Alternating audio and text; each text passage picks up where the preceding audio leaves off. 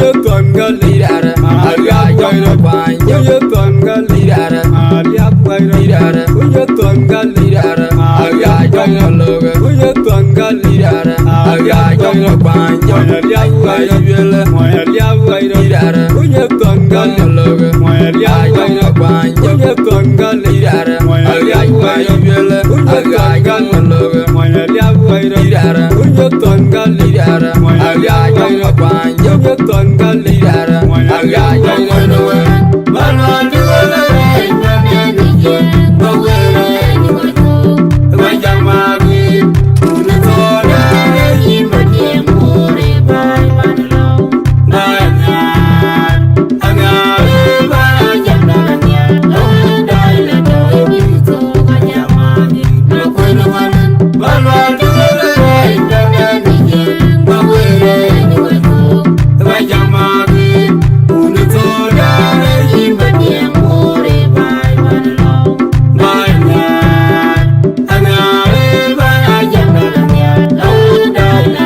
bitu kanyamagi, nakwena wanan, malwan duwala inanenije, bawela inwatu, wajamagi,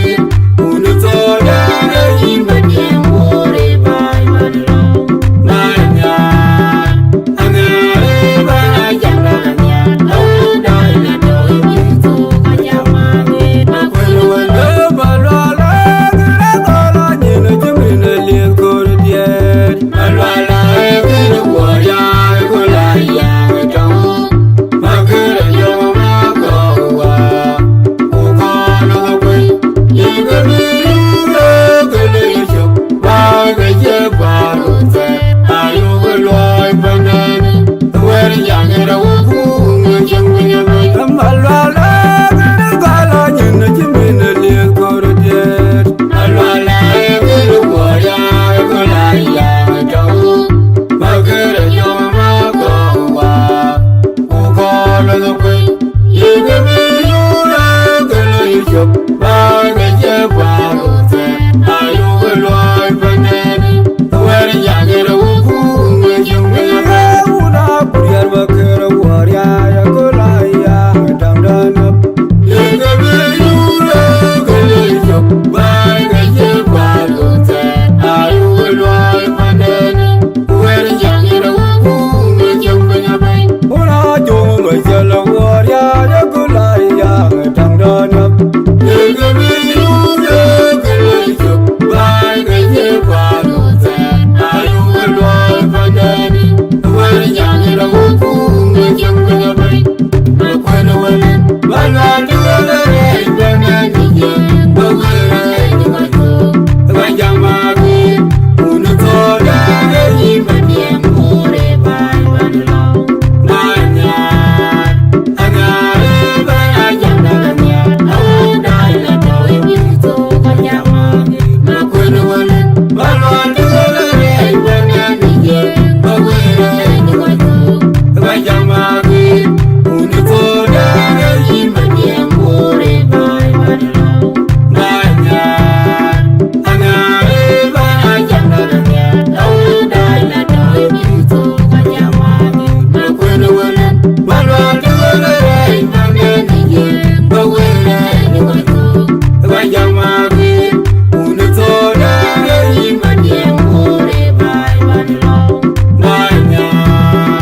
angare bai jamnanya, dai bitu kanyamagi, nakwena wanan, uye tonga lidara, Ajaak jono loga, uye tonga lidara, Ajaak jono panjo, uye tonga lidara, Aliap lidara, uye tonga lidara, Ajaak jono loga, uye tonga lidara, Ajaak jono panjo, Aliap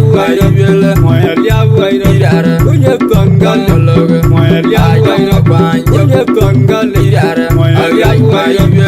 Ajaak jono loga, Aliap lidara, uye tonga lidara, Ajaak jono panjo, uye tonga lidara, Ajaak jono loga,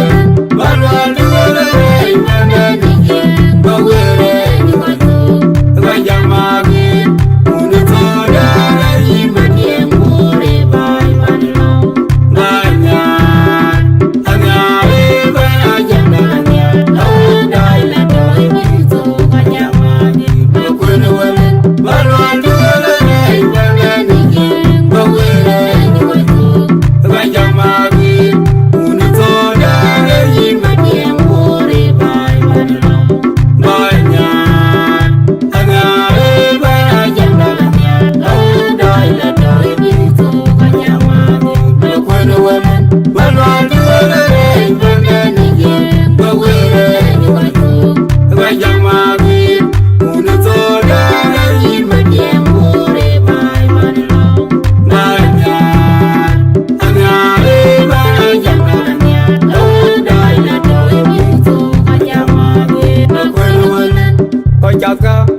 yo yo